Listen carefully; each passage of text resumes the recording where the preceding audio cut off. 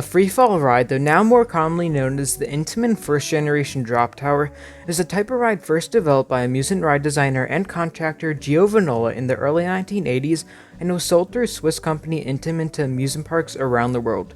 This is one of the earliest variants of the modern, now extremely common drop tower ride that you can find at seemingly every major amusement park. Riders are seated in a single row of 4 seats that feature standard over-the-shoulder restraints.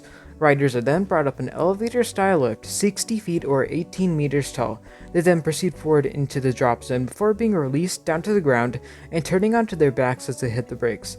The most well-known model of this still operating is Demon Drop, the former Cedar Point attraction now operating at Dorney Park, which will be the subject of this video.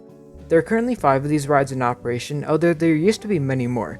Many large parks once held one of these previously common rides, including Six Flags Great America, California/Paramount's Great America, Six Flags Astro World, Galaxyland, Geauga Lake, Six Flags Great Adventure, Six Flags Over Georgia, and Six Flags Magic Mountain, among many others.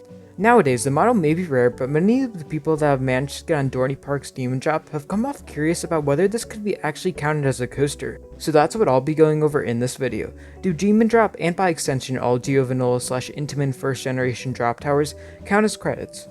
But first, to determine whether something is a coaster, you have to define what makes something a coaster, and I have 4 criteria, although depending on the ride, common sense might need to take hold, and I might have to amend the criteria. But anyways, first it must be an amusement ride. This might just sound like common sense, but this keeps, for example, those Little Tikes roller coasters from counting as credits.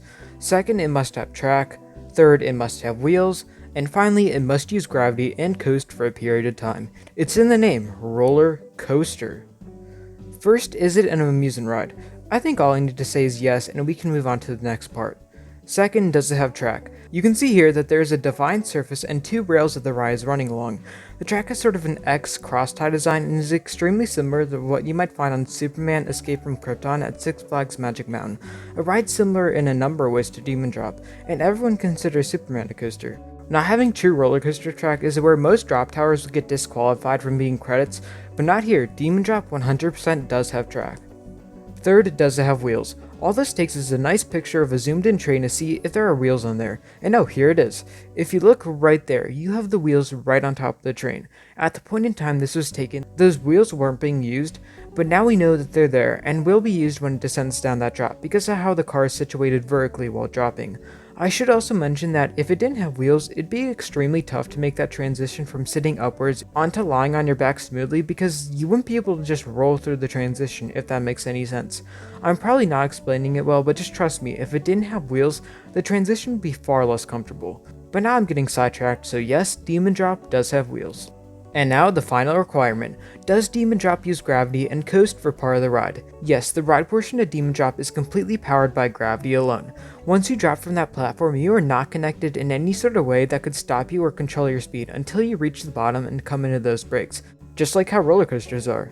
That means that Demon Drop has passed all 4 categories, and to me makes it qualify as a roller coaster. It does everything that a roller coaster needs to do to be one. But also, I didn't mention this before, but Demon Drop also has block zones. Now you can have a ride without block zones that is a roller coaster, take Leap the Dips for example, but block zones are a major characteristic of most roller coasters. Demon Drop has 3 block zones: the station, the lift, and the track/ride portion. Just one of many reasons why in my eyes, Demon Drop and by extension all rides of its model are roller coaster credits. If you disagree, that's perfectly fine, and I'd love to hear why in the comments below, so let me know why if you don't count Demon Drop as a credit. Also, if you enjoyed the video, make sure to hit that subscribe button, it helps out a ton. Anyways, I hope y'all enjoy your day. Remember to leave any suggestions, thoughts, or video ideas in the comments below, and I'll catch you guys later. See ya.